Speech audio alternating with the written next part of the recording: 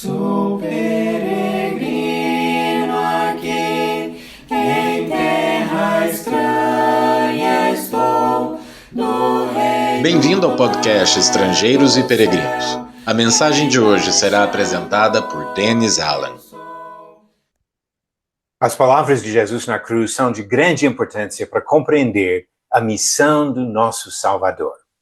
Cada semana estamos refletindo sobre uma das expressões das 7 coisas que Jesus falou enquanto estava na cruz. Jesus revelou seus pensamentos na cruz em 7 expressões. Pai, perdoa-lhes porque não sabem o que fazem. Hoje você estará comigo no paraíso. Mulher, eis aí teu filho, eis aí tua mãe. Deus meu, por que me desamparaste? Tenho sede, está consumado. Pai, nas tuas mãos, entrego o meu espírito. Hoje nós vamos refletir sobre a segunda destas expressões de Jesus. Hoje você estará comigo no paraíso. Jesus foi crucificado entre 2 criminosos que mereciam o castigo. Lucas 23, versículo 41, um deles disse: a nossa punição é justa porque estamos recebendo o castigo que os nossos atos merecem.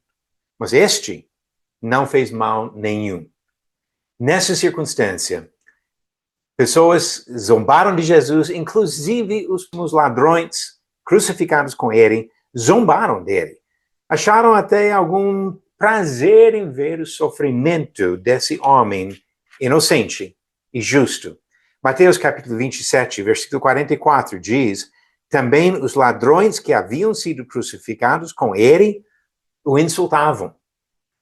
Mas em algum momento, houve uma mudança no pensamento de um dos dois, que até repreendeu o outro. Agora vamos voltar para Lucas 23 e ver melhor o contexto daquele comentário que nós merecemos esse julgamento. Lucas 23, começando no versículo 39, um dos malfeitores crucificados blasfemava contra Jesus, dizendo: você não é o Cristo? Salve a si mesmo e a nós também. Porém, o outro malfeitor o repreendeu, dizendo: você não ao menos teme a Deus, estando sob igual sentença? A nossa punição é justa, porque estamos recebendo o castigo que os nossos atos merecem. Mas este não fez mal nenhum. Ele repreendeu essa atitude errada de zombaria e depois fez um pedido importante, realmente pedindo que Jesus salvasse, mas no sentido correto. Versículo 42, e acrescentou: Jesus, lembre-se de mim quando você vier no seu reino. Outros não acreditavam no poder de Jesus, até zombando dele quando estava na cruz. Diz Marcos 15, versículo 31, de igual modo os principais sacerdotes com os escribas, zombando, diziam entre si: salvou os outros, a si mesmo não pode salvar. E assim continuavam, tratando como ridículo Jesus na cruz. Mas o ladrão, creio. Aquele que estava sob sentença de morte, creio em Jesus. E Jesus salvou aquele homem. Mais uma vez, Lucas 23. Vamos ver agora as palavras de Jesus respondendo ao pedido do ladrão. Capítulo 23 de Lucas, versículo 43. Jesus lhe respondeu: em verdade lhe digo que hoje você estará comigo no paraíso. Jesus salvou o ladrão. Hoje você estará comigo no paraíso. Estas palavras de Jesus revelam o sentido muito mais amplo da sua missão, motivo de vir ao mundo e sofrer na cruz, como ele estava sofrendo naquele dia. Jesus veio para salvar. 1 Timóteo capítulo 1, versículo 15, o apóstolo Paulo disse: esta palavra é fiel, é digna de toda aceitação, que Cristo Jesus veio ao mundo para salvar os pecadores, dos quais eu sou o principal. Foi exatamente por esse motivo que Jesus aceitou o sofrimento na cruz. Voltando para Mateus capítulo 26, quando ele estava com os apóstolos, algumas horas antes da sua crucificação, participou da Páscoa e instituiu a ceia do Senhor. E naquele momento, Mateus capítulo 26, versículo 28, relata para nós estas palavras de Jesus. Porque isto é o meu sangue, o sangue da aliança, derramado em favor de muitos, para remissão de pecados. Jesus derramou seu sangue para oferecer perdão dos nossos pecados. Mas alguns distorcem as palavras de Jesus na cruz para negar seu ensinamento em outros momentos. O fato que ele perdoou o ladrão na cruz serve para algumas pessoas negarem a necessidade de obedecer mandamentos de Jesus. Foi depois disso, quando ele estava dando orientações sobre sua nova aliança, que ele mesmo disse em Marcos 16, versículo 16, quem crer e for batizado será salvo, quem, porém, não crer será condenado. Tem pessoas que dizem, mas o ladrão não foi batizado na cruz, então como que o batismo seria necessário para nós? Jesus perdoou o pecado de várias pessoas durante sua vida de várias maneiras, simplesmente falando, em várias situações. Mas o que ele falou para nós nessa nova aliança era a necessidade da fé e do batismo. Enquanto estava aqui na terra, ele perdoou pecados, tinha todo o direito de fazer isso. Encontramos casos como em Marcos capítulo 2, que ele perdoou os pecados do paralítico e também curou o homem. Lucas capítulo 7 e várias outras passagens falam sobre Jesus simplesmente falando e perdoando pecados. Todo o direito de fazer isso. Mas depois da sua morte, entrou em vigor o Novo Testamento que inclui as palavras que acabei de ler em Marcos 16, versículo 16. Nesse Novo Testamento, ele deu as orientações que valem para todas as pessoas que vêm depois. Hebreus capítulo 9, começando no versículo 15, mostra que este Novo Testamento entrou em vigor depois da morte de Jesus.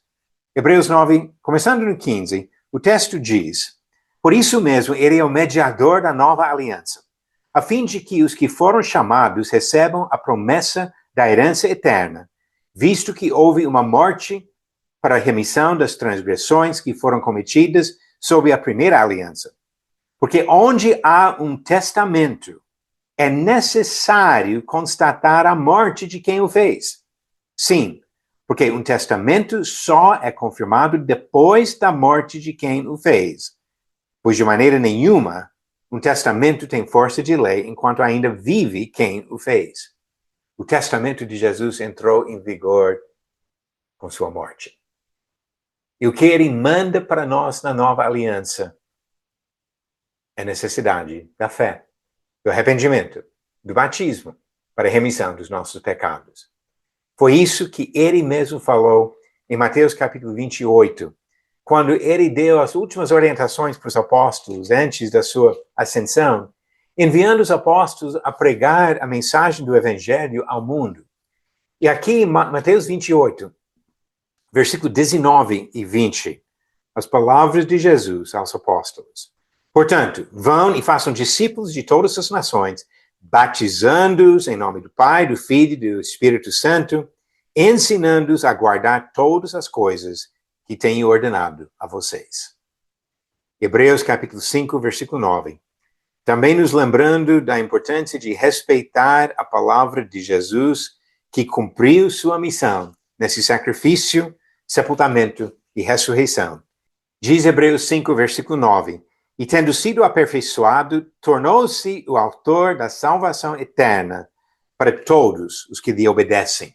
Precisamos obedecer o que o autor da salvação eterna diz. Quem crer e for batizado será salvo. Sendo fiel à sua missão, Jesus ofereceu para um criminoso condenado na cruz a graça da salvação. Ele oferece a mesma graça a nós e a todos os outros pecadores ao nosso redor. Não precisamos repetir o que o ladrão fez. Não precisamos ser crucificados fisicamente. Nós precisamos morrer ao pecado, ser sepultados no batismo e ressurretos para uma nova vida em Jesus Cristo. Sendo assim, servos do Senhor, perdoados pela graça de Jesus Cristo. Você acertou a pergunta do último episódio? Em qual das suas cartas Paulo escreveu: porque vocês foram comprados por preço, agora, pois, glorifiquem a Deus no corpo de vocês? Alternativas: Romanos, 2 Timóteo, 1 Coríntios ou Colossenses. A resposta certa é de 1 Coríntios. Essas palavras vêm no capítulo 6, versículo 20, daquela primeira carta de Paulo aos Coríntios, nos lembrando que vivemos para glorificar o nosso Criador. E a nova pergunta de hoje: Josué foi enganado e fez um acordo indevido com qual povo? Alternativas: A, os Moabitas, B, os Amalequitas, C, os Midianitas ou D, os Gibeonitas. A resposta no final do próximo episódio. Nós não fomos crucificados numa cruz romana como aquele ladrão.